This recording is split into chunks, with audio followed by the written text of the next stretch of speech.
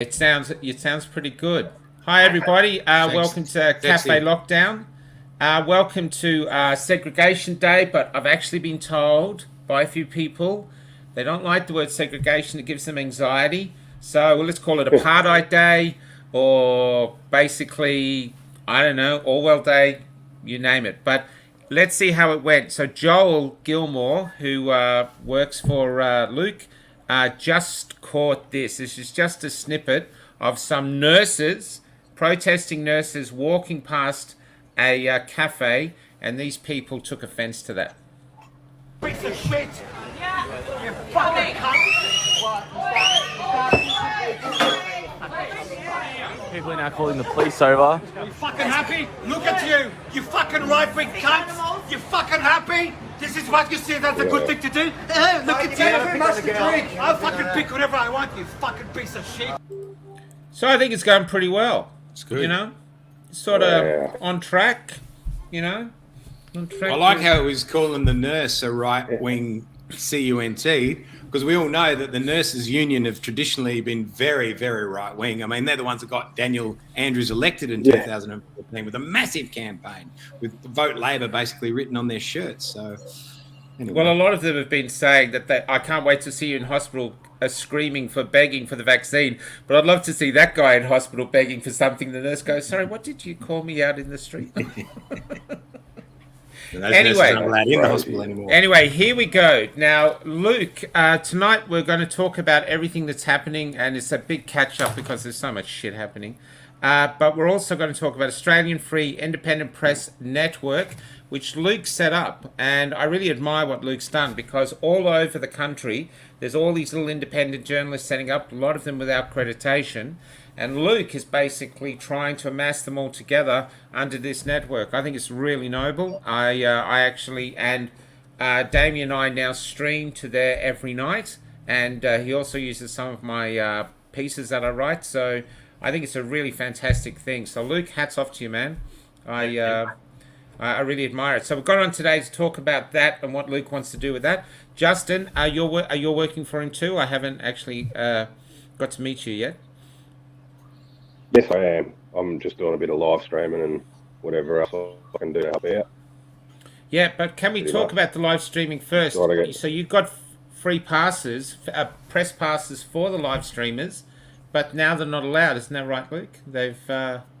Yeah, so basically anyone in Victoria who's in the field of journalism or photographers, all those sort of things, they need to be vaccinated to go out on the streets. So they can film from home, they can do some like nice garden shots and stuff like that, but they're not allowed under our platform to go and film protests. So, and we've looked at all legal avenues, and there's nothing we can do. There's corporate fines and other possible nasty things.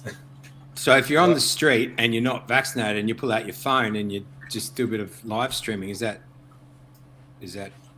No. So the guys who are in AFIPN, if they want to go out in their own personal time and film to their own personal Facebook, they can do it. They're not.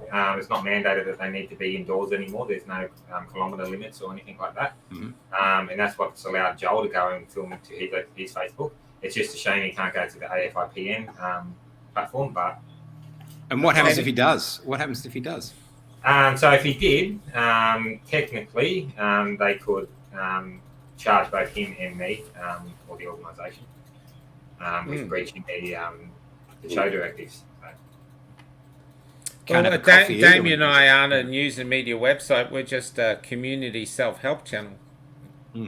Yeah, we're here to help, here to bring people together, to stand up to the what's another word for tyranny or totalitarianism? What's the left nice word for tyranny? Fascist. Fascist? No, that's us. We're the fascists. There is no nice word for tyranny. We're the fascists. We're just See, spreading that's the what love. We're happens. spreading the love. That's what happens when you're in school and you're so busy up the back of the class not listening. You hear the word fascist and you think it's the Nazis, and you don't realise the teacher's pointing at you. Yeah, you're the one. Yeah. So that's what's happened there. So Justin, you're a fascist. You never knew it, but there it is. You know, you don't have the Hugo Boss uniforms yet. That's. But maybe they're coming. I don't know. They're coming. Yeah. So, look, can we just talk on Luke? Yeah. How's the site going? Really good. We could use a lot more content people to produce different articles. We're not limited to the freedom stuff and all that. We're about being a free press. So we're very passionate about freedom. So we want to cover every type of topic imaginable. We have a sports section. We have entertainment, business. So anyone who's passionate about anything that wants to write can get in contact with us, and we'll give them the platform. So young journalists, students, if they want to get a platform out there and start producing some content, they can do it for us. You're publishing articles, are you, Luke? Is that? Yeah. So under any content. So basically, mainstream media is just dead. It's corrupt as it serves as corporate bosses and government agendas. So you cannot get any real news out there at all. So that's what we're trying to do. We're trying to create a people's media network. So where would you go if you wanted to see some of this new writing? What would you do? Yeah, so it's afipn.com.au, so short for Australian Free Independent Press Network. I'm going to put it in the comments now. We also have Facebook pages, the national one in every single state apart from Tasmania, ACT and Northern Territory. But we talked about the ACT last time. You know, you're going to struggle. You're going to struggle. Yeah. We've got New Zealand, though, surprisingly. So even though we're Australian press, we've got a great person in Samantha out in New Zealand who covered the Wellington rallies. Well, that's really interesting because they've got a big thing in New Zealand now with some court case. But New Zealand, this just turned up now, and this is why things are happening so quick. That New Zealand has just implemented their social credit course system of traffic lights, apparently, to use against the population who don't comply or agree with the government narrative of COVID. Sounds good. Oh. It's like that Black Mirror episode. It was really good. Crazy. If we're going to escape anywhere, I guess New Zealand's off the list, isn't it? Do you reckon these leaders are just sitting there trying to out-tyrannize each other? Like they hear, like the Northern Territory guy goes, he offers a $5,000 fine. If you commit a crime, you get a fine, and you don't wear a mask, you get a $5,000 fine. And someone doxed him. Someone doxed his family. Like they knew where he lived, so they said it online. So he's had to move his wife and child. Oh. And he was so indignant. He was so indignant that someone would do this to him. And why? What an outrage, What an affront to the, It's pretty wild up there in the Northern democracy, Territory. yeah. It's not like the latte in Melbourne. You know what I mean? It's a lot of places to go missing. I'm not advocating that anyone does that, but I'm just saying it's Michael Gunner. It's a pretty rough and rugged place. So Justin, tell us something about yourself. How did you get into live streaming?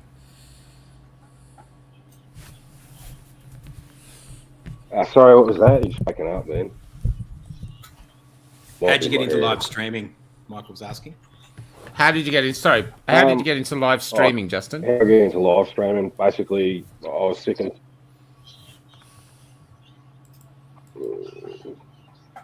Sorry, I didn't quite hear that. I'll just take this off. Oh, we'll move back. That's usual with us. We'll move back to Luke. So Luke, basically now so the live streamers from New South Wales don't have an issue. Do you have a lot of New South Wales live streamers? No, so like we're about probably 24, 25 days old. So we formed just after Joel Gilmore got arrested. So that was the catalyst for me. I've had independent media experience and stuff like that in the past, and project manager experience, and so I decided to set this up. And Joel was the first one we got on board. We've got Tammy Jane and Teresa over in WA, so we've got a lot of the popular live streamers and that helping us out in building this and trying to do something big in independent media. So I'm not sure what's happening, guys. in Sydney, it was me on my own up until a few days ago. So we've got a sure. Yes. So we've got a girl by the name of Kayla who's joined in now, so she's going to be doing a lot of live streaming. And also we've got another guy by the name of Peter who is going to be helping us out with things as well. So if people were to hit up your website, is there enough content there now to keep you going for a while? Oh yeah, there's probably about 70 or so articles on there at the moment. Oh great, And it's building each day. We're getting more different articles. We're getting we've got a columnist section now in there, so we'll get some people's opinions who write regularly and commentate on things. And that gives them a bit of freedom to write rather than a normal news article, because we've got to be factual with those, where in things people can say what they think basically about things. And that's cool. So, and you're getting a bit of traffic to the website? The Facebook pages are at the moment our main line of traffic. So, but people are clicking through and reading the articles and stuff like that. WA is our biggest page, and that's because it's WA. In the last couple of days, it's just exploded. Is that because of that big protest they had? Yeah, there's been like 3 days worth of it now. So 3 days worth of protests, really? They've been protesting for 3 days. Yeah, they've had different events on at different times. So different to Melbourne, like they'll basically have a large crowd and a whole heap of speeches and stuff like that. Then they just go their own way and come back 6 hours later and do it again. Obviously they don't have Melbourne's welcoming committee of protests. We'll see what happens there. Yeah, how will that go? I wonder if he'll ramp it up over there. I fear he will. They seem to push it further like that, and especially if they get an outbreak of COVID. They've got none at the moment, so they've got none there. Yeah, that would be interesting. You know, if they did do that, if the Port Police turned up with a Bearcat there, I wonder if that would actually make Australians go, "Hang on, what's happening? You know, this is Perth." You know, the mainstream media will twist it massively. They used right-wing Australian Nazis protesting, not the nurses and that out there, and the teachers who are just losing their jobs because they want to choose what they do with their body. Yeah. According to the media, it would just be right-wing, anti-vaxxer nut jobs. Yeah, that's right. Matt, it feels like the Australian public doesn't know what to do. It feels to me like they don't know what to do. Yeah, well, they're cowed by the show of force. They've never seen it before. They've never experienced this from their governments before. That's true. That's true. Luke, can you tell us what Sydney's been like since you opened for Freedom Day? And then we'll talk about Melbourne today. Look, there's a lot of places I can't go. Even I picked up some furniture from Fantastic Furniture today, and I had to wait outside. You know, can't go inside there. Oh, really? You got the big, if you're not double vaccinated, you can't enter. But what I am finding, and I'm very vocal about it, is there are a lot of cafes that have to sign as well, and they're not allowed to do that. Under the Public Health Act, it's only for sitting. So these are cafes and milk bars that don't even have seats in it, and they're displaying this "you must be double vax" sign. Now, we are allowed to eat. We are allowed to go into cafes to get a takeaway coffee or a meal and everything. And to me, they're completely breaching the New South Wales Discrimination Act. I would go to the infectious disease part that said if you acquire, have, or know someone that has, so COVID would be classed as infectious disease. So they're in breach of that. The only time you can breach that act is if there's a public health order saying you can. So for takeaway, there is no public health order. So all these cafes... Isn't that what happened with that guy that did that video of the girl that went Sydney went a bit viral and nutty over it, and he had to get on Channel 10 and apologise? Yes, so we did an article on that cafe saying that basically it was discrimination. But a lot of the people just support it, and I don't know, it's just not getting through to them. Why did he apologise? Any idea? Because I heard he got on Channel 10. That sounds like something in 1984, you know, where they come up and confess before they sat in that cafe and went and have a bullet in the back of their head. Why do you do it? They go after you. You just have to look at Tammy down in Victoria. The last time she live streamed, the cop deliberately broadcast her address over the live stream. She was saying, "Don't do it. I will let you know that that's the correct address." But he was yelling over the top of her. She was trying to talk even louder, and he kept repeating it. So it was quite deliberate. And we had to take that video down because we have to protect Tammy, because on Twitter, all the trolls were out. "Oh, we know where you live. We're coming after you," all that sort of stuff. And that's what they do. So he probably would have had the same sort of thing, messages in his inbox and stuff, and people threatening him. So it can make people just basically want it to stop, so they go out and apologise. But how's any more tension in the city though? Have you heard of anything going on, you know, or is it just going on as though this is normal now and everyone's just adapting?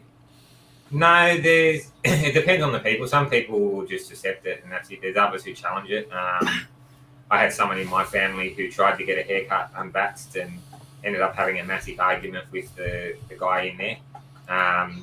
And he was, to me, on the phone after it, he was like, I shouldn't have done that, but I just got frustrated. I just can't believe what's happened in that. So yeah, and that's just one person I know. So I'm sure there's plenty of stories out there of people having these issues. Yeah, that'll stop though eventually, won't it? That will stop eventually. People will become tired by the process. They'll go along with it.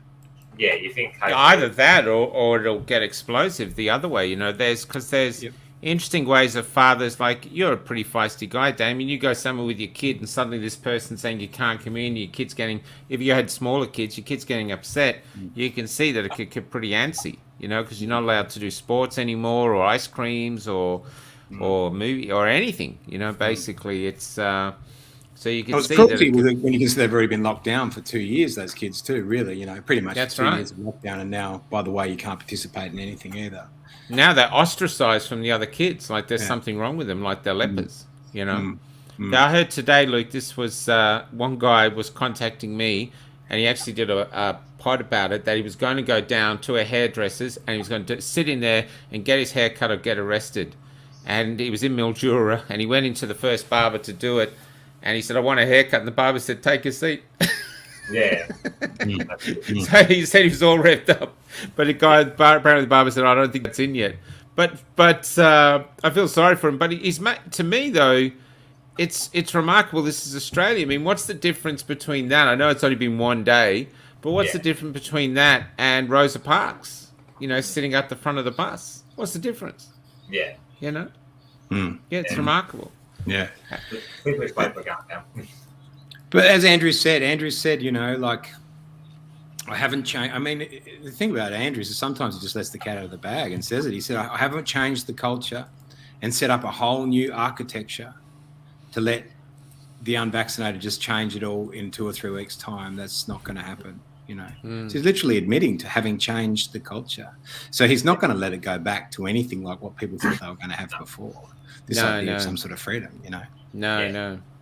And today there was, I heard, so the most amazing story I heard today was a woman in Ballarat, when she posted on the site too. She went in with her 6-year-old, sat down, and the waiter yelled across the restaurant, are you vaccinated? And she said, I've got an exemption. He goes, I want to see your papers. Show me your papers. And she's going, I left them at home. I mean, this is... I know. People were saying this 2 years ago, some people, and I wasn't one of the first at all, I was skeptical, but I didn't think it was that. But people were saying this is what's coming. And they were just derided, dismissed. I even thought, that's a bit extreme. Surely not. But look at it. We're here. We've landed here. Yeah, and we're here. Somehow everyone's going, yep, I'll just keep going. That's right. We can, it'll be right. Yeah, I was telling Damien today, Alfred Hitchcock used to say, if you want to create tension, you let the audience know there's a bomb under the table, and then you have the characters talk as though there's nothing there. And today, we were walking down Brunswick Street. I was with 2 other guys, and we can't, and they were Eastern European, and we can't sit down. And you could feel the tension. Everything kind of looks normal, but there's this tension. And I think it's going to start exploding like it exploded in that video we just saw, where the protesters are walking by, and that was stopped because Arvy's bouncer was big enough to stop, and the police turned up. But if they weren't there, who's to know what could happen? You know what I mean? Maybe they would have started attacking the protesters. So I think there's going to be some real argy-bargy in front of us, because a lot of people aren't going to be that compliant anymore. Because Andrews gets away with it, and then there's 2 people on the street ostensibly don't know each other, don't owe anything to each other, having a fight. That's right. Yeah. Tension is created between the people on the street. It's disgusting. It's so disgusting. Yeah, unbelievable. In fact, like Harville talks about these signs, that you were talking about, Luke, like that idea of, only double vax allowed in, you have to have that on. So you, as a shop owner now, you have to have that sign to show your fealty to the system. You can totally disagree with it. You maybe even be able to serve some people that haven't been back. Who knows? I don't know how far they want to take it. But Harville talks about that in his book, in his essay, The Power of the Powerless. And that's what you'd see on the streets of, was it Czechoslovakia? Czechoslovakia, and that fealty to the communist symbolism, and it just sucked the life out of the culture, sucked the life out of the people, out of any independent thought, any independent action, just automatons, and to exist inside of it, It definitely created a lot of fear in the people. Like, again, I know someone who wanted to test drive a car, unvaccinated, and had to ring a whole heap of car yards because they're not allowed to. And eventually got one to do it, but the guy was like, "How serious are you about buying a car if I do this?" and stuff like that. So people are scared. Like the shopkeepers, even if they don't agree with it, they're scared that they're going to cop massive fines. And but it's interesting, like Michael says, how long will this last? Will eventually that guy just say, "There's no way, I'm not," so it's so new, he might entertain someone trying out a car that's been unvaxxed now, but in 2 months' time, is he just like, "I can't be fucked, piss off, mate, I can't be bothered," or does it go the other way that people just, or do you have to pay a bit extra? Do you know what I mean? You're unvaccinated, so you get this unvaccinated tax anyway, the black market tax. Well, I'm taking a bit of a risk letting you try the car, mate. I'd love to, but basically slip me 50 or whatever it is. And, that's right. That seems to be the Aussie way.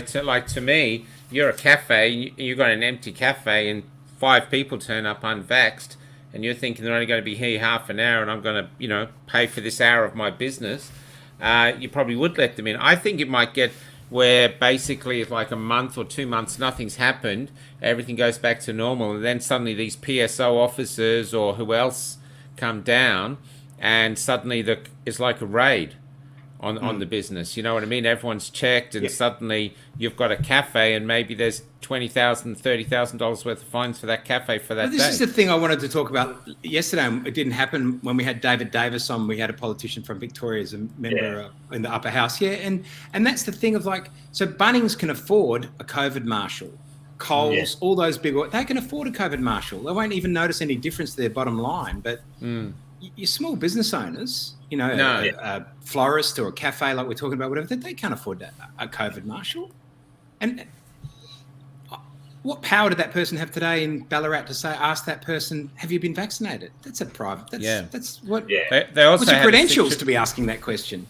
They also had a 6-year-old son with them, so that kid's going to be marked. You know what I mean? It's the constant damage, and we've got to remember that this is for a virus. You got a 99.9 something % chance of getting over. It's we were laughing today, going, you've got a better chance of dying from a trip, and for falling over it's actually more chance of dying, like twice the chance. This is the incongruity though of it though, Michael. Like even today in the mainstream media, in the Herald Sun, there was an article saying there's a 99.97% chance of surviving COVID. That's in the Herald Sun. That's spruiking vaccines. You know what I mean? Like it's just you're like, is everyone else seeing this? Or is it just me? Yeah. Honestly, my head wants to pop. There has been a bit of a turnaround in the press though. I have noticed that. It's like they sit there, they push their agenda for a certain period of time. Oh, okay, we've met the vaccine targets, so let's go back. Our corporate owner, Vanguard, who owns Pfizer, they've got their money, so we can go back to reporting the truth again. We'll try and keep the people on side. Let's try and keep the people on side because it's getting pretty obvious. I had people are telling you prophetic things. I had a friend tell me today that one of his, a friend of his, said she went and got the vaccinated. And she said it was such a relief because now she no longer has to sit in bed on her phone watching documentaries on Rumble. The chances of her getting myocarditis. So she's just gone to ignorance is bliss, basically. Which maybe it is. Maybe there's nothing there. Who knows? But she said that's relief. And I was thinking, people are constantly sending me facts in, like look at this and look at this and look at this. But facts aren't going to work on people that have actually taken the vaccination. Because it's like buying a car. I said to him before, it's like buying a car. If you buy an old Camry, then someone comes up and says, oh, that model's really bad, this goes wrong with it. You don't want to hear because you've already bought it. So sunken cost, I think it's called. Sunken cost. Sunken cost. Okay, perfect. Yeah, you've got sunken cost. Yeah. So that's, you just That's it. And so people aren't interested in that anymore. I think basically that's why talking about the vaccine to me is a mute issue. To now, the real issue here is apartheid and segregation and the damage that's going to do to the community. And it's here. We're here. We have a segregated community. Yeah. Yeah. That's what we we do. have. Yeah. We have people sitting there in the cafes going, look at me, this and this. And that video that Joel took today where the guy's telling people to F off and just because they're walking past with a sign, that's it. This is Australia now. This is how we have. And the only thing segregating it is fear. And fear breeds hate. We all know the destination of that. And we saw it don't today have in to the go clip there. you played at the start, that we saw Yeah. that level of hate. That was built up. He'd been sitting on that because he's Oh, yeah. I've He been sitting had. at home for 2 years because of you. That's right. Yeah. Here he is. So watch. I'll bring him up to here. You fucking happy? This is what you see that's a good thing to do? Look at you. I'll fucking pick whatever I want, you fucking piece of shit. That's great. Yeah, so a few anger issues there, maybe. Yeah. You know. Yeah. So, but this is only the start. This is day one. Yeah. And to me, it's and the other thing to talk about too. Look, did you want to talk about that thing you did today, or do you want to stay away from that? No, we can talk about it. So we just done some research where in Melbourne and Sydney, we just called around a few cardiology clinics just to find out what people are willing to say, like the receptionist and that about how far booked out they are. And we actually got a few admit that they are heavily booked because they're seeing a lot of patients with myocarditis. There was one person in Victoria who specifically said they had a 17-year-old who had suffered from it. And yeah, there was quite a few that would admit that there's quite a large number of cases and they're heavily booked out because of it. Unfortunately, we would have loved to been able to bring those phone calls to you, but we have to be within the law and we're not allowed to record them or anything like that. Yeah, didn't they? Didn't you say some of them are booked up until February or something? I heard wonderful things. Yeah, there was one booked up till February, December. Near impossible to get an appointment any earlier than that. The odd one. It's undeniable. It's undeniable that this vaccine, or whatever, the needle, or whatever you want to call it, is having. Just let me get the goat. Just let me get the goat ready. Goat me. Go. You ready? Sorry, I went too fast. Go. Proceed. But it's undeniable that it's having some sort of adverse, Sorry, what you say? particularly on young men. They're having all these heart problems. Yeah. Right. We heard Nicki Minaj's famous quote where her cousin's testicles swelled up so badly after being vaccinated that they lost their betrothed. I mean, God forbid that would happen. But mainly it's going to be a swelling of the heart. Yeah. So as a parent, you've got to abdicate your responsibility for your children, knowing full well that they have no chance of dying of COVID, pretty much. No, And if they did, there's going to pretty be much. some extenuating circumstances. Unless some they comorbidities comorbid they'll have to morbidities, you know. take. Yeah. Even So you've got to tend out that care to the government. For what? Do you know how many have died in Australia under 18? It's Zero. one they say, but that kid had bacterial meningitis. Yeah, I heard about that. Oh yeah. I heard Kids about have this. bacterial Yeah. meningitis every year. Yeah. It can develop from a common cold, from sinus problems, anything. It's just you get bacteria, it goes up the brain. End of story. And Moderna. Moderna, that's made in, I think it's Moderna, it's made in the US. The US won't patent it for children under 18. It won't do it. It says it's too dangerous. In Australia, no problem. They're allowed to, it's all cool, all good.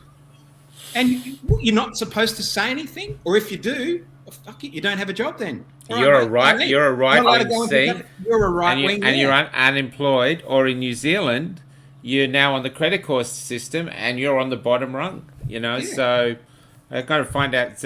It's and like even today we're trying to talk to this priest who wants to come back on Wednesday, and he just wants to say, and I've got to say, Father, we can't say this on these platforms.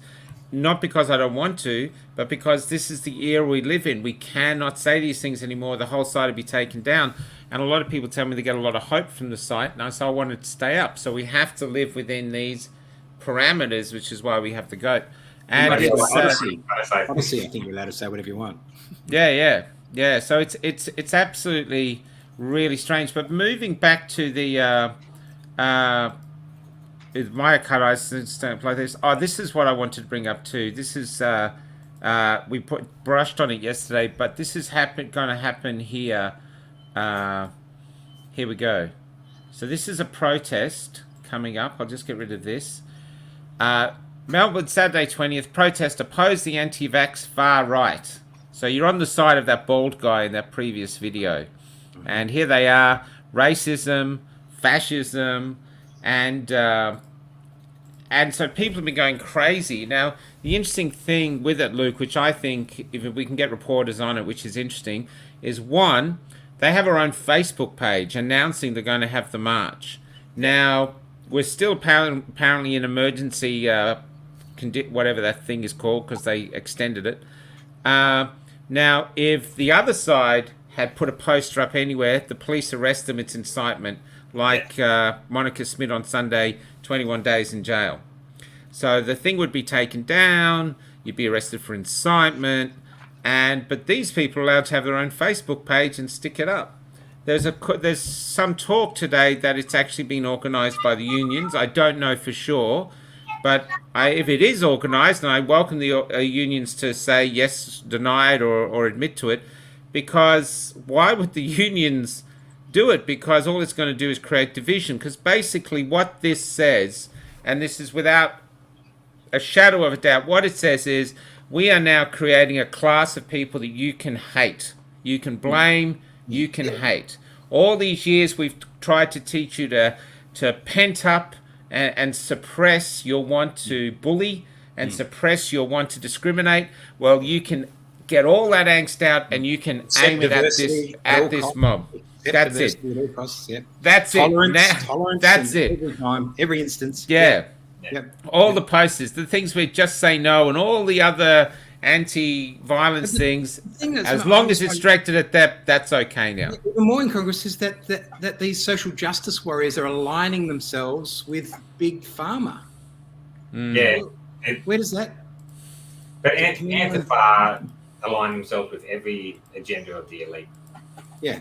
They've pretty much done that forever. They supposedly are against it, like institutions and corporations and all that, but they do their work for them. There's all these 20-year-olds, mid-20-year-olds that align themselves basically with, 70-plus really old men with lots and lots and lots and lots of money. They're both operating the same, political territory. Exactly.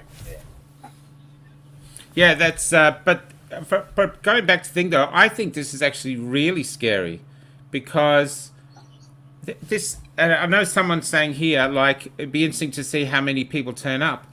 On the page, last time I checked, when it first went up, they'd already had close to 700 people saying they were going to come, admitting they're going to come, putting their name to it. And for a lot of people who are scared of the way the government is and are trying to adapt to this new system with this totalitarian system, they might want to come just to be like a North Korea march. Look, I'm marching. Look, Dan, I'm here. Yeah. I love King John. Yeah. I love, just to make sure that they're seen as the right thing, or maybe put towards getting a job. Like, it might actually be the place to be seen. You want to get a job in the government, make sure you're seen at the march. They Have you seen that square of them when his dad died? A couple of years back when his dad, and they're all crying. Everyone's crying. Everybody's crying. You just don't want to be the first one to stop crying. You know what I mean? Who stopped first? There'd even be like they're going. We've got the facial recognition cameras out there. Yep. You want one of them to pick you up. You go for a job interview. Yep. Can we check the facial recognition cameras? Were you at the correct march? I mean, this is really. Yeah. I know it sounds like we're joking, but this is real. We've got apartheid now. Yeah. We've got a group you can hate. We've got people kicked out of the jobs because they don't toe the party line. Let's not say just a group, guys. I think pretty much this group is here. These three people on screen right now. Right. Yeah. It's not trying to pretend in third person, Michael. Soften the blow, That's very true. That's very true. You just need to look at that poster you had. I'll bring it up. Why has it got fascist and racist on it? What has that got to do with anyone who wants to choose the right to have a choice over their body? So they deliberately paint out those people as evil, and that the rest of society needs to get on board with them and go against us. Well, this was a picture I took at the protest of a protester, and I actually asked him because I knew they were doing it, calling us this, and he kindly said, "Yes, you can take it and use it." So there is your racist fascist. There he is. You know, it's I just. think a lot of this is my fault. I think a lot of this is my fault because I had this real. Yeah, I do too.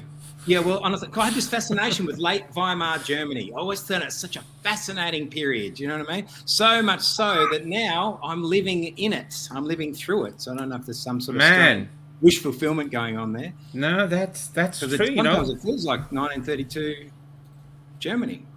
Even the sign. I actually think, Luke, that we should do studies on Gandhi and Martin Luther King because we are actually, all their quotes that we've seen over the years and sometimes shared, now they actually have true relevance. Yeah. You know what I mean? This, I shared this guy here the other day. What's his name again? Baldwin. Yeah. And he actually said, hatred destroys the hater, you know, and you're looking at it going, yeah, this is what's happening. We're just heading on this path of destruction where basically there's a load of people now, and they're a growing majority, who are living a lie. They think they have freedom. It's not freedom. They're angry at us because we're not coming across and telling the same lie, but it's not freedom. Liberty. Do you think some people still trust the government? I think at this point, probably some people still think, no, come on, man, settle down. Don't be crazy. It's the government. No, I think they do. A lot of people do. And they just eat it all up. They let the government, they let the media create hate inside them. Is there a point where that trust will be eroded? Is there a point where that trust will be eroded? I think it is getting eroded, but in slow numbers. Yeah. Very, very slow numbers and small numbers. But all the stuff that used to divide us, left, right in politics and so different things, at least in the people who believe in freedom, they're coming together. So there's a sense of unity within the non-vax community, standing up for our rights. So it's actually helped it get it through a lot of stuff that caused division. Yeah. I'd like to know how many of us there are. I reckon it's at least 20% of the population. Okay. I would say that. In Is there children somewhere? Has someone got children? My daughter's in the back. Oh, okay. I thought I was having a I don't know what was happening. Yeah. Okay. Yeah. Because I know I've dropped a few of my daughters off at a couple of different mums' places. You know what I mean? Like picking them up, dropping them off, and stuff like that. Fully masked up. Of course, probably should have said that. Anyway, but the mums have said to me, "Oh, you're doing this thing, Café Locked Out. Oh, yeah, like, oh no, I'm so anti-vax and da da da da da da." And with 11 o'clock at night, not really, at 8:45, say, trying to cover my tracks. Google already knows where I've been anyway, so what's the point? Anyway, but this show's dangerous. I'm doxing myself. But no, I've had these conversations with women I've never met before. I don't even talk to. Suddenly, like, for 25 minutes, we're just there with each other.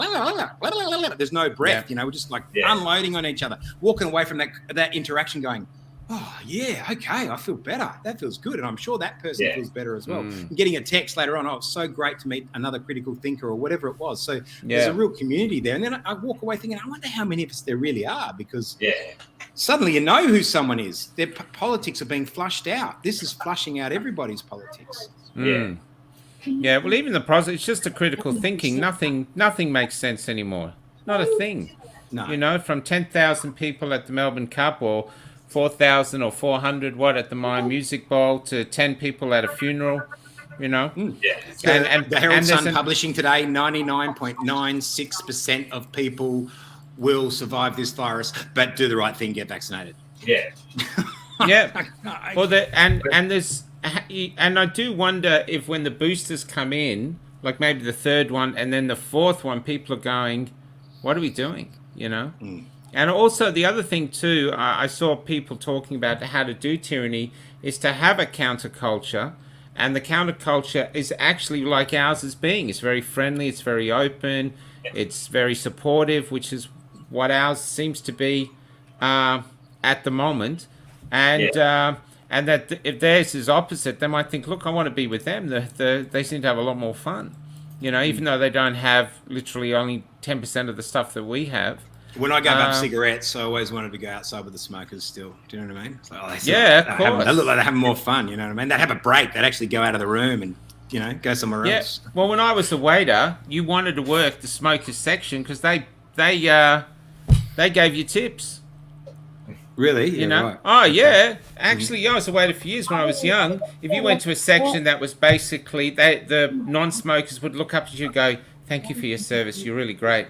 But the smoker would come up and go, here you go, mate. Yeah, $20 in your hand. So you did it. You know what I mean? I'm already throwing my money away, so I might as well throw a bit more away on you. Yeah, that's right. Especially if you're charging them nice. So I got here, someone wants me to look at my inbox and for something like that. And so it's have you had any other stories from today? So that's all I had from today. It was just constant anger and concern and disbelief that we were here. That's about it. Yeah, the only concern I've got is if any freedom rallies go ahead tomorrow, it's going to be a bad situation with the anti-freedom people out there. So maybe. Sorry. Yeah. No, go ahead. I just noticed the nurses today. It was interesting because I think this is the thing that will get the anti-vaxxers or whatever we're supposed to be off the hook, because the nurses were there today standing on the Parliament steps. Maybe there was about 40 of them, mainly nurses. I think there were some school teachers, etc., some primary school teachers there, and they were unharassed by the police. So they were able to stand on the steps of the Parliament House and then walk around. They got harassed later on by a member of the general public, but yeah.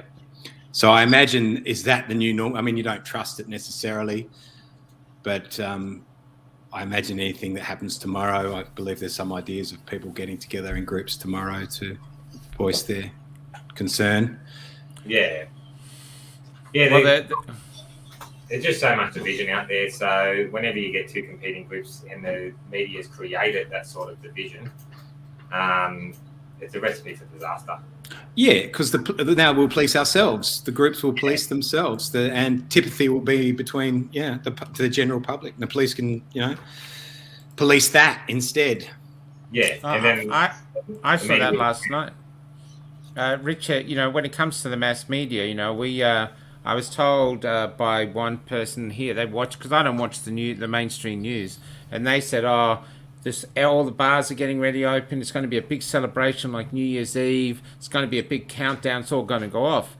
And so I wanted to go see it because I wanted to see, would people really celebrate what actually isn't freedom, and just get a sense of why they were doing it. And the streets were empty. We did a few live videos, and me and Richard drove around. We found a few little pockets of people here and there, everyone quiet. And then we found this group of young men that were crossing the streets, and they were all without masks, and they were just these defiant little warriors that had sort of gone out. And I really admired them. I thought, wow, look at that. So there's still a fight there, but look, it's been very, very well done, and it's when the people do stand up to it and refuse to comply, they've defeated government over overseas. Like in Russia, they tried to bring the same sort of things in, and shop owners, I think it was shops, they opened against the mandate. And you can't shut down 50,000 shops. So they ended up winning. Italy, they had the same thing. They went against what the government told them to do. So they threw it out the window. So why do you think Australia's so compliant, Luke? Yeah, are you Australian born? Yeah, I'm Australian born. So my go back to the 18th century when my family came over on one of the ships, 1839.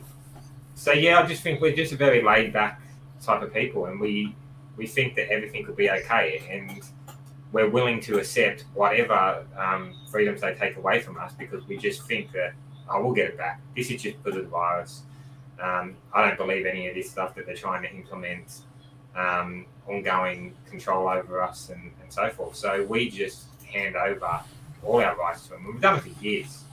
There's been so many different laws brought in Parliament over the years where we've just gone, nah, who cares? Doesn't bother me. And that's the problem. Until it is actually bothers a person in this country, they won't fight for their fellow brother and sister in this country. You don't think there's a communal line in the sand? Because, I mean, people fought for the Australia card. That was a huge fight, you know? But that was a what? But you don't think there's a communal line in the sand, like that's something that might happen where they say, okay, that's enough, like that's enough time, or this, or... You would have thought we've already passed that. To see rubber bullets, when you think about it, rubber bullets fired on the streets of the Australian country against protesters. Now, we didn't really see any violence in the protesters, but let's just say they threw a water bottle or something like that. Wow, that deserves rubber bullets. But everyone lapped it up. Yeah, well, they deserved it. They shouldn't have been out protesting. That is not the time that we shouldn't be a nation that supports the use of rubber bullets on the streets for such small things. Like, there should be a massive riot going on, shops being burnt like you see in some of the riots overseas in Los Angeles and France. Yeah. Then maybe you can talk about that sort of response, but not to peaceful protesters who have lost their job, who have lost their homes, that maybe they had a mother die and they had 4 brothers and all of them couldn't go to the funeral or something like that, and they couldn't even say goodbye. These are the sort of laws we're brought in this country. And people, at least the people who have gone out in there, they've had their lives destroyed by these things. So to have rubber bullets fired and for the rest of the public to go, nah, this is not this is completely unacceptable, is disgraceful. I'm very disappointed in the average Australian for not standing up for that.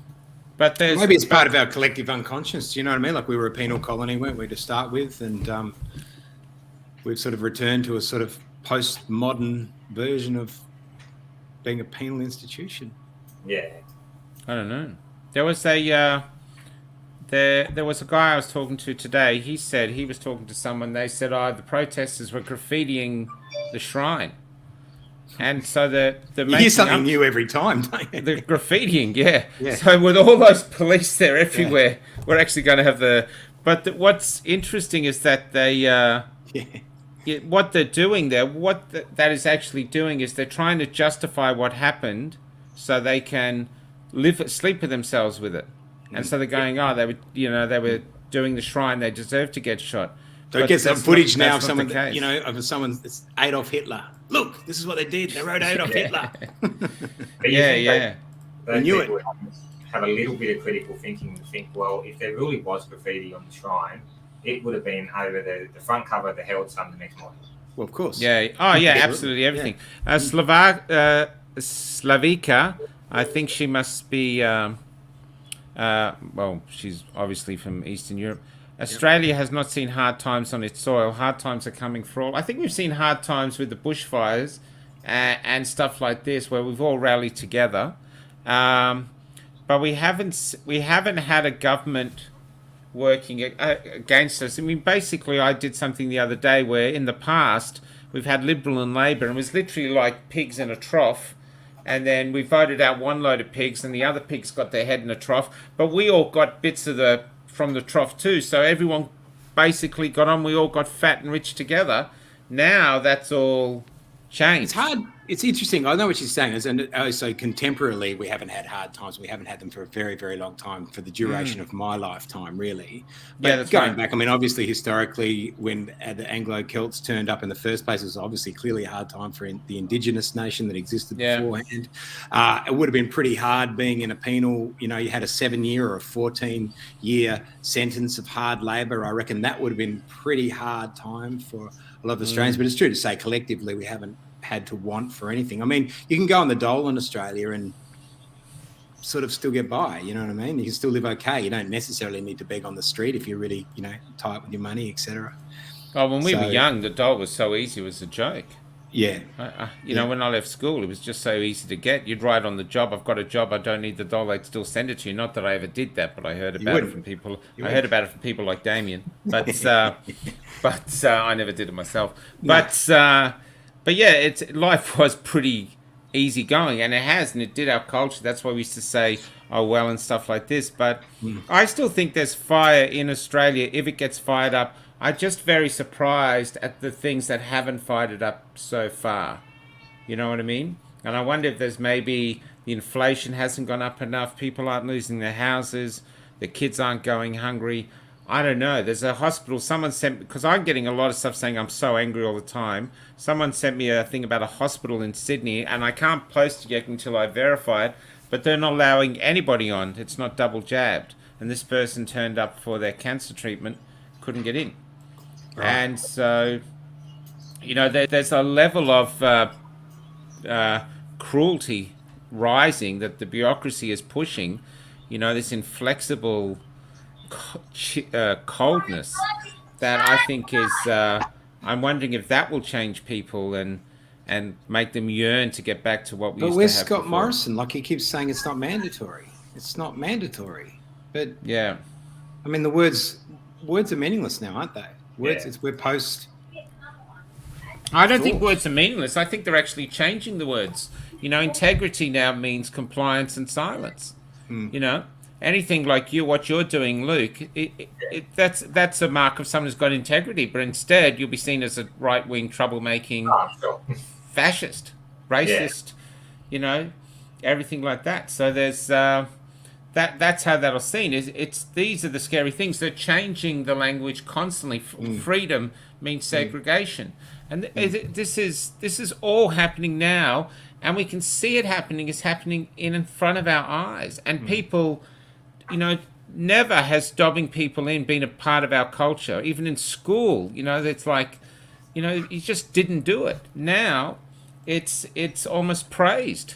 It's huge. You just need to go on the Facebook and your local community groups and people whinging about, this person had 2 people over, and then everyone goes, call the cops. Yeah, constantly. This is it for, and all for something driven by fear. So, and the terrifying thing yesterday is we had this politician on, and it was pretty clear that Dan's going to get these permanent pandemic laws, which he can switch on and off at will.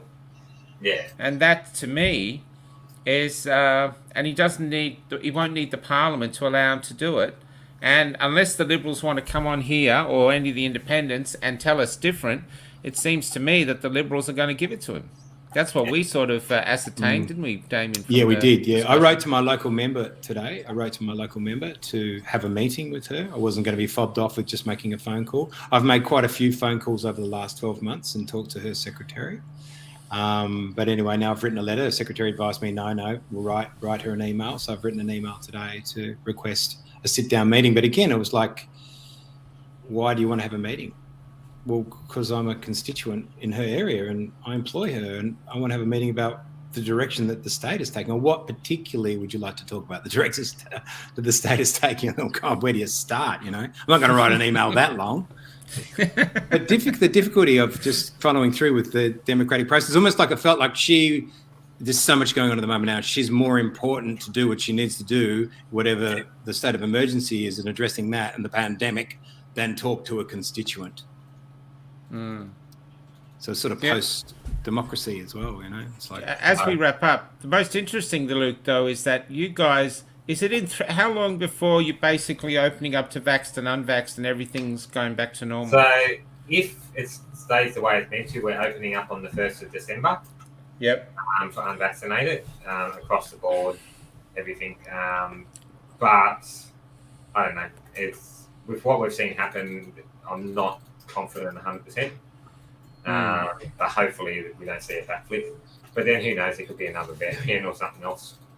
Well, the interesting thing is, if you guys do that, and then suddenly you start to flourish again and business builds back up, you think that the business people down here will be going, well, I'm getting out of here because I want to make a business. I'm going up there, Yeah, you would, definitely. It's the same for anything. You're thinking you want to go somewhere where you can make a living for yourself as an entrepreneur, and so people will be packing up and going, because down here, even if you follow the laws as a business owner, say I've got a cafe, if I can't allow 30% or 20% of the population in, that comes out of my pocket, including the person I've got to pay to police my customers. The last time there was a massive exodus from Victoria was after the Kane-Kerner government, and the state bank collapsed. So an actual bank was gone. It was there one day, gone the next. Everyone's savings gone. Yeah, it was an absolute disaster, and people were leaving Melbourne by the thousands and thousands, and it wasn't until Jeff sort of came in and corrected it, you know.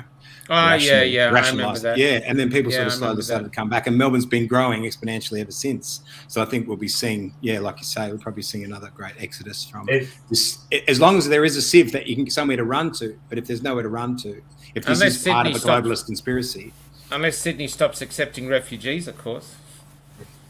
Yeah, with border control. Yeah, well, I don't know. The unvaccinated will be getting over that border too. No, you'll be sending us to Manus Island. Yeah, that's right. But it's a big border, so it's going to be hard to stop. You know, these other camps that we have. Yeah, but it'll be hard to live there if you're not. Because this papers please thing is going to drive people insane. Papers please in Australia. Can you believe it? Just across the border. It was something you didn't even notice. After you'd just be driving and someone say, "Oh, no, we're in South Australia now." Oh, when did that happen? Oh, that's right. Half an hour ago. Oh, that's exactly right. You pass this little sign that's got a full of shotgun pellet holes. Yeah, that's right. Yeah. There you go.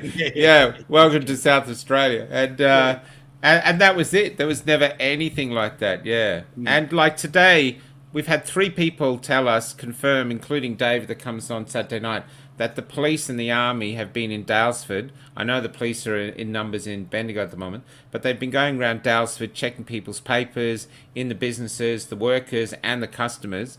And one guy shared it and people are going, where's the evidence? Where's the evidence? Where's the photos? And as David was saying to me, it'd take a big set of balls to take a photo of the army wanting to check your papers. Yeah, you know what I mean? Yeah, Most people are going, I might just get the F out of here. So government's relentless to get what they want, aren't they, Michael? So, like in 1985, Bob Hawke tried to introduce the Australia card, which would have done the same thing. Everyone would have had papers that they could have been asked for. And there was such an outcry. There was such an outrage from the people that by 1980, and this is when he was at the absolute zenith of his power, everyone loved Hawke, but even he withdrew it by 1987. He just let it go.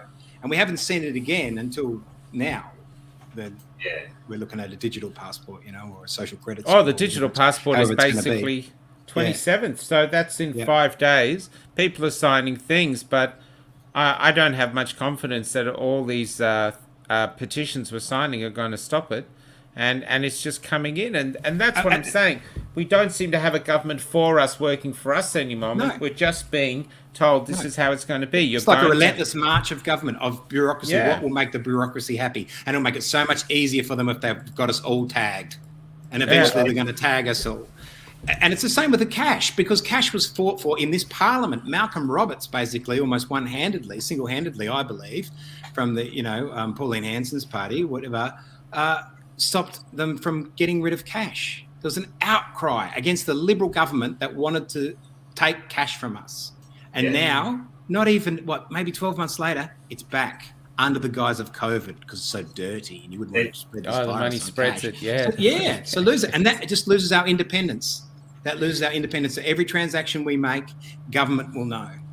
There's been a dedicated department in the Digital Transformation Agency since 2017 in the Australian government, dedicated to producing a digital passport for all of us. Dedicated to it, exactly. Yeah, well, there you go. So they're not going to do dedicated bureaucrats, unelected bureaucrats. They're not going to do that for all those years and then stop it because of one petition.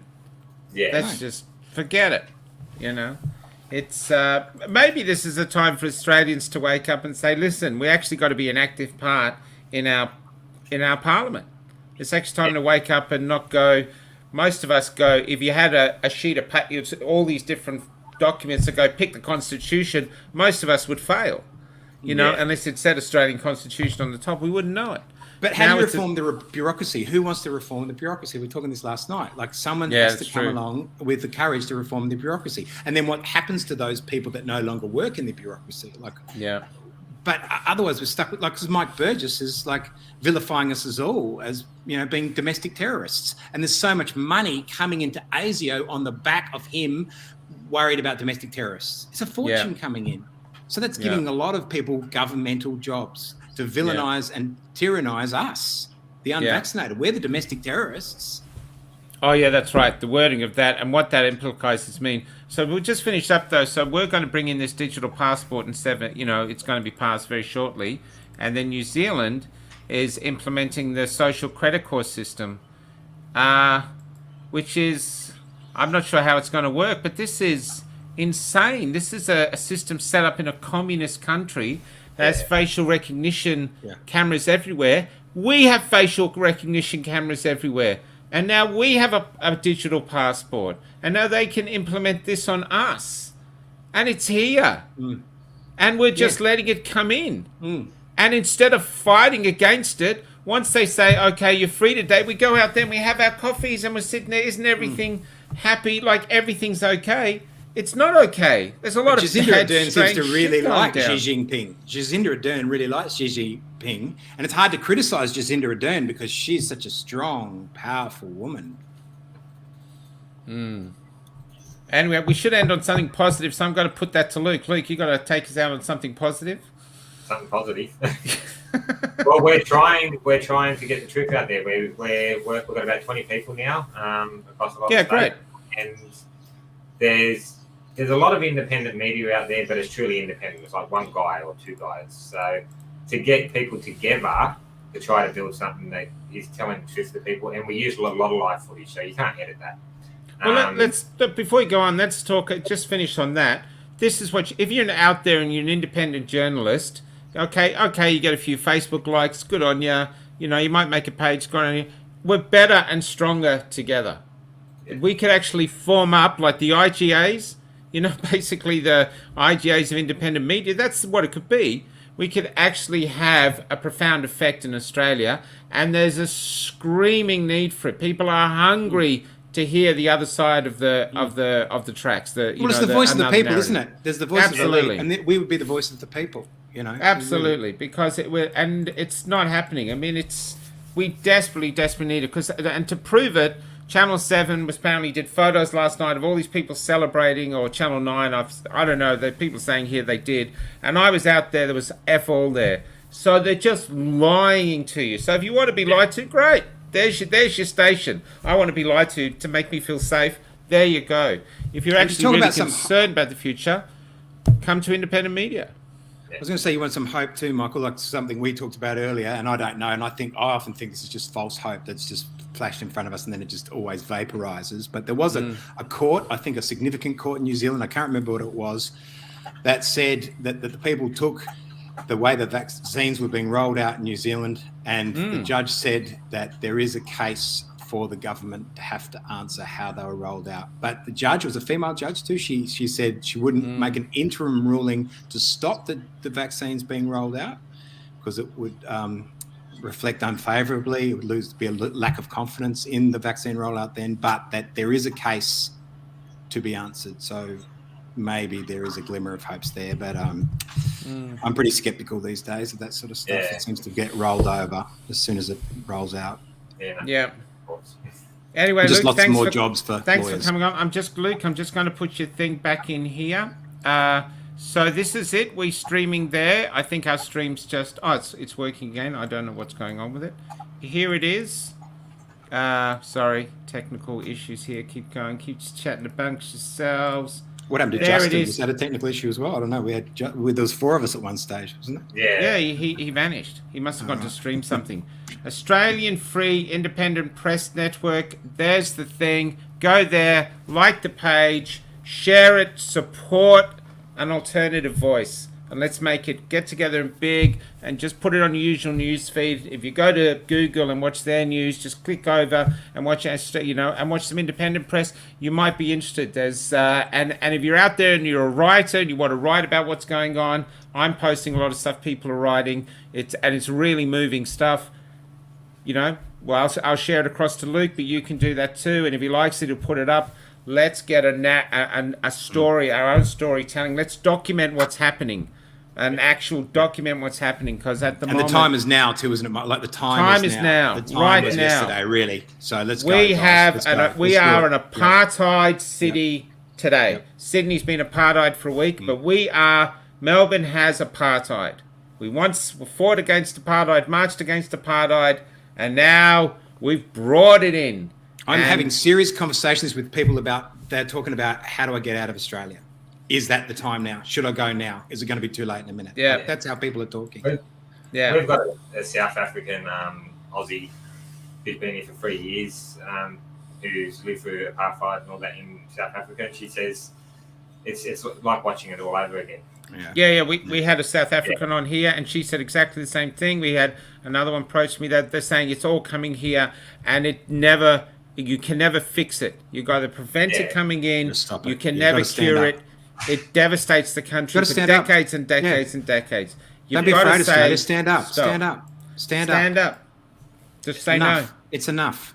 Say enough. It's our country. And if you can't do it for yourself, do it for your kids or your nieces or your grandsons. Do it for them. Leave them the country we had with the freedoms we had. You don't have to give them this. You just have to say no. Chris Woodhouse has just written Max Igan got out and he went to Mexico, and he's been a dissident for many years, much longer than I have. You know, he's been talking about this stuff for at least 10 years, and he left. He left with a heavy, heavy, heavy heart. Left his home in Queensland and is now in Mexico. Yeah, uncertain as to his future, but more certain than he would have felt if he had stayed in Australia. Yeah, doesn't speak Spanish. In his 60s. G'day, Tim. You're too late. We're just going to leave. So Justin was coming back in. 7:30. Yeah, good on you, Tim. Where the hell have you been? Don't. He'll make us do another hour. He'll make us do that's right. Hour. That's right. And he's muted. I think you're at the ocean, Tim. He's nuts. He never stops. You got great audio there too. Nice to meet you, Tim. Yeah, just wave, Tim. Just wave. We can't hear you. Yeah, you're muted, Tim. Hey, Tim. That's it. Wave. Having lots of technical problems tonight. Every night. Every night. Anyone want to put in the tip jar? You want to put in the tip jar? Don't be afraid. Yeah, improve our audio. But I'll tell you one thing of warning, this is today. I had a guy come around today to help me with my audio. He's worked for the BBC, other major news organisations for this. He's been a huge thing in media TV around the world. And he said what's happening now in Melbourne is tyranny. And he can't believe it's happening in Australia. And he's never seen it before. He's seen a lot of stuff in a lot of countries, and he's very concerned, very scared about what's going on here. So it's very, very, very real. It's okay to talk about it. You can go to cafes now. You can take off your mask. You can sit there while no one's watching. Just go, look across the table and go, what the F is going on? This is crazy shit, crazy, man. Shit, Lies crazy. Hate the light of truth. Lies hate the light That's of truth. it. That's it. That's it. That's it. Tim, you're still muted, mate. Tim, you're just talking. But you're very good looking, Tim. It's okay to stay there. Just smile with your shit thing. All right, I'm going to get you on for the last 3 minutes every night, Tim. It's brilliant what you're doing. Loving it. That's great. That's great. Love it. Wait on. I've got to see you. Say bye, Luke. All right, catch you later, everyone. Australian Free Independent Press Network. Australian Free... Quick, Damien, how quick can you say it? Australian Free Independent Press Network. Get on it.